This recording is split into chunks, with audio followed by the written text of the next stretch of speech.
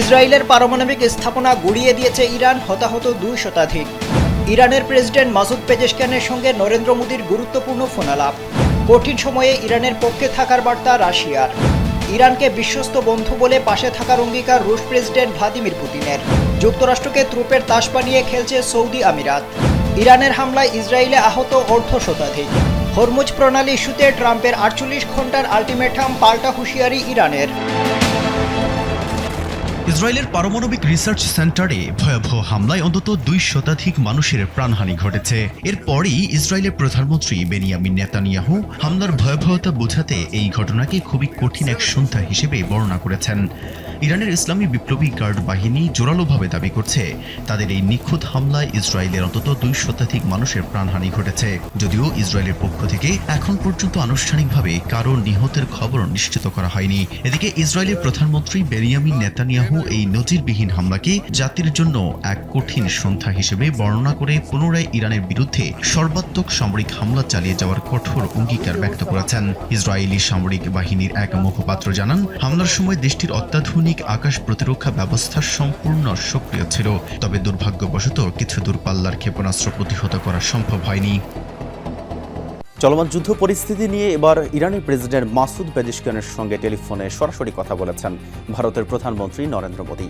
এ বিশেষ ফোনালাপে প্রধানমন্ত্রী মোদী মধ্যপ্রাচ্যের গুরুত্বপূর্ণ জ্বালানি অবকাঠামোর উপর সাম্প্রতিক ভয়াবহ হামলার তীব্র নিন্দা জানিয়েছেন এবং আন্তর্জাতিক নৌপথের নিরাপত্তা নিশ্চিত করার জোরালো আহ্বান জানিয়েছেন। শনিবার সামাজিক যোগাযোগ মাধ্যমে এক্সে দেওয়া এক পোস্টে প্রধানমন্ত্রী মোদী এই গুরুত্বপূর্ণ দ্বিপক্ষীয় আলোচনার বিস্তারিত তুলে ধরেন। তিনি জানান, আন্তরিক কথোপকথনের শুরুতে তিনি প্রেসিডেন্ট পেজেশকিয়ানকে ঈদ ও নওরোজের শুভেচ্ছা জানিয়েছেন।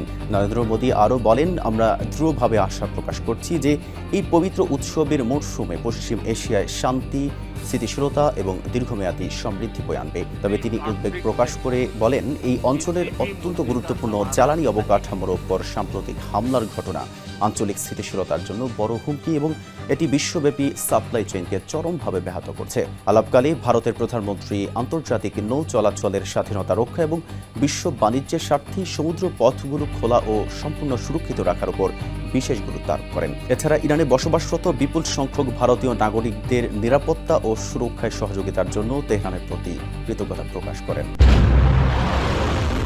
কঠিন সময়েও ইরানের হাত না ছেড়ে বিশ্বস্ত বন্ধুর মতো ইরানের পাশে থাকার জোরালো আশ্বাস দিয়েছেন রাশিয়ার প্রেসিডেন্ট ভ্লাদিমির পুতিন। আন্তর্জাতিক বার্তা সংস্থা রয়টার্সের এক প্রতিবেদনের তথ্য মতে, ইরানের নতুন সর্বোচ্চ নেতা আয়াতুল্লাহ মুজতবা খামেনি এবং প্রেসিডেন্ট মাসুদ পেজেশকিয়ানকে পারস্য নববর্ষ আন্তরিক শুভেচ্ছা বার্তায় এমনটাই জানিয়েছেন ভ্লাদিমির পুতিন।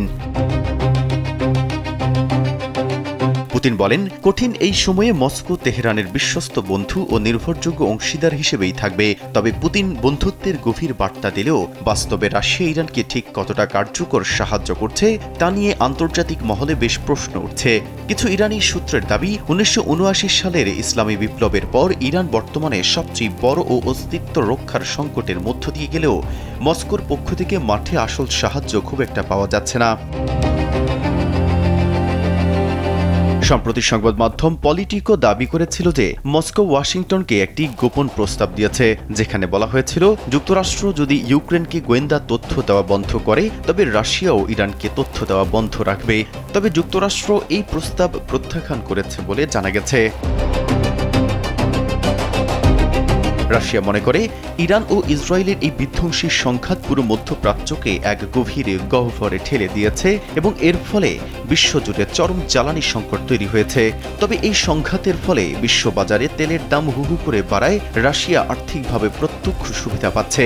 আবার রাশিয়া ইরানের ঘনিষ্ঠ কৌশলগত অংশীদার হলেও তারা কোনোভাবেই চায় না যে ইরান পারমাণবিক বোমা তৈরি করুক। মস্কোর আশঙ্কা, ইরান পারমাণবিক শক্তি অর্জন করলে পুরো মধ্যপ্রাচ্যে এক ভয়ঙ্কর ও অনিয়ন্ত্রিত পরমাণু অস্ত্র প্রতিযোগিতা শুরু হতে পারে, যা রাশিয়ার নিজস্ব নিরাপত্তাকেও হুমকির মুখে ফেলতে পারে। মেহেদি হাসান, কালবেলা।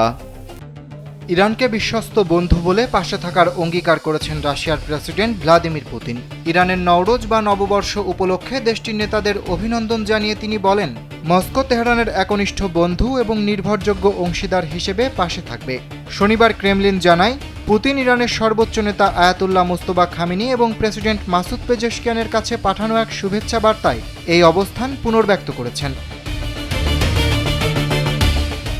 রাশিয়ার প্রেসিডেন্ট এই কঠিন সময়ে ইরানি জনগণকে মর্যাদার সঙ্গে প্রতিকূলতা কাটিয়ে ওঠার প্রত্যাশা ব্যক্ত করেন। ক্রেমলিন আরও উল্লেখ করেছে, যুক্তরাষ্ট্র ও ইসরায়েলের ইরান অভিযান পুরো মধ্যপ্রাচ্যকে এক গভীর খাদের দিকে ঠেলে দিয়েছে এবং বিশ্বজুড়ে ভয়াবহ জ্বালানি সংকট তৈরি করেছে। এ সময় পুতিন তার বার্তায় ইরানের সাবেক সর্বোচ্চ নেতাকে হত্যার ঘটনাকে নিষ্ঠুর হত্যাকাণ্ড হিসেবে উল্লেখ করে এর তীব্র নিন্দাও জানান।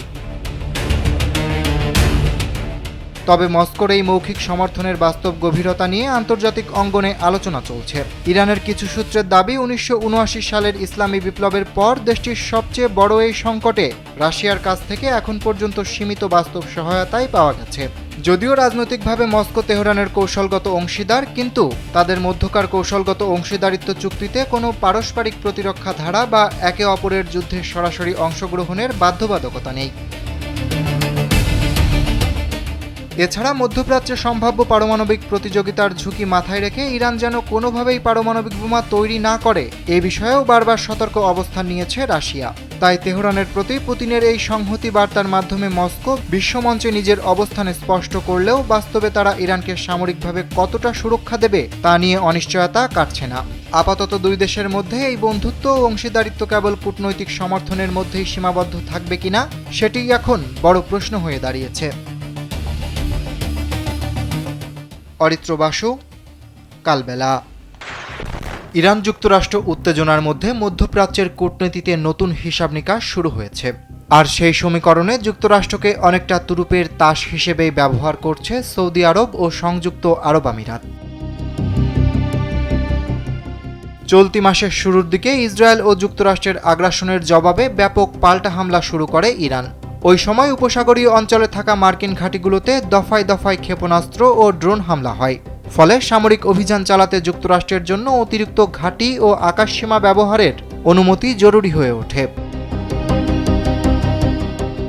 এই পরিস্থিতিতে মার্কিন যুদ্ধ বিভাগের ঊর্ধ্বতন কর্মকর্তা এলব্রিস কলবি ফোনে কথা বলেন সৌদি প্রতিরক্ষামন্ত্রী খালিদ বিন সালমানের সঙ্গে। তিনি সৌদি ক্রাউন প্রিন্স মোহাম্মদ বিন সালমানের ভাই ও ঘনিষ্ঠ উপদেষ্টা।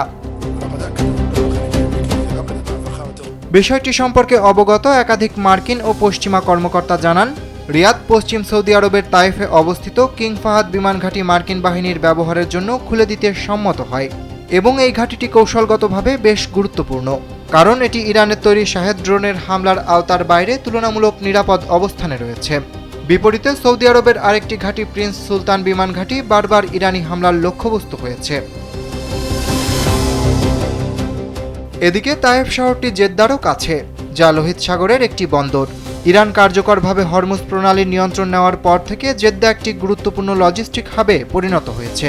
এ বিষয়ে বর্তমান এবং সাবেক মার্কিন কর্মকর্তারা বলেছেন, ট্রাম্প প্রশাসন যদি ইরানের বিরুদ্ধে দীর্ঘস্থায়ী যুদ্ধের প্রস্তুতি নেয়, তবে মার্কিন সশস্ত্র বাহিনীকে রসদ যোগাতে জেদ্দা অত্যন্ত গুরুত্বপূর্ণ হয়ে উঠতে পারে।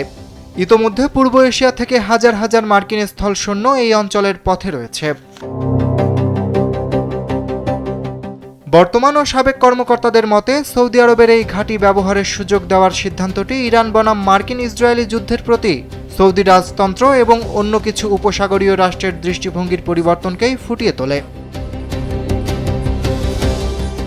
এদিকে উপসাগরীয় অঞ্চলে অবস্থানরত এক পশ্চিমা কর্মকর্তা বলেছেন, রিয়াদের মনোভাব এখন হামলার জন্য ইরানকে শাস্তি দেওয়ার উপায় হিসেবে মার্কিন যুদ্ধকে সমর্থন করার দিকে ঝুঁকেছে।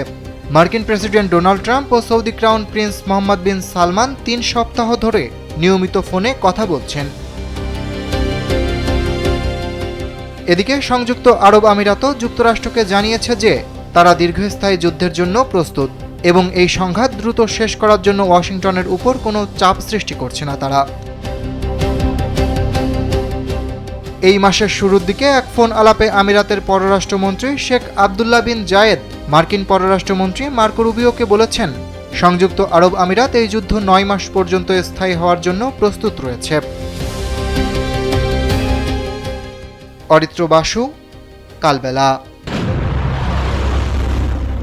ইসরায়েলের দক্ষিণাঞ্চলীয় শহর আরাদে ইরানের ছোড়া শক্তিশালী ব্যালিস্টিক ক্ষেপণাস্ত্রের সরাসরি আঘাতে অর্ধশতাধিক মানুষ আহত হয়েছেন।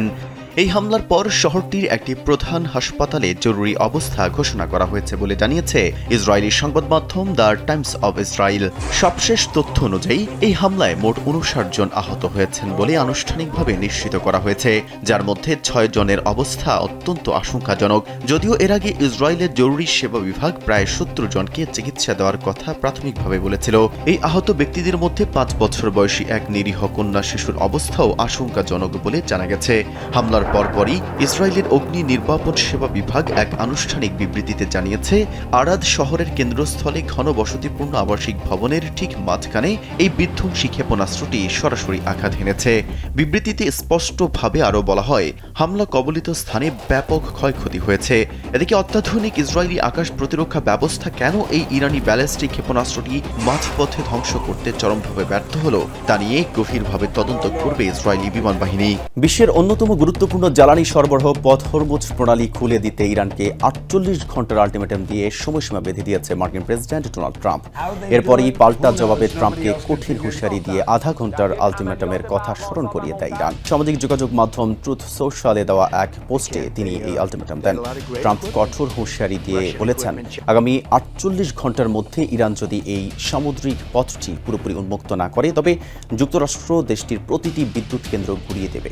এবং তিনি স্পষ্ট করে জানিয়েছেন যে এই নজিরবিহীন হামলা শুরু করা হবে ইরানের সবচেয়ে বড় বিদ্যুৎ উৎপাদন কেন্দ্রটি থেকে।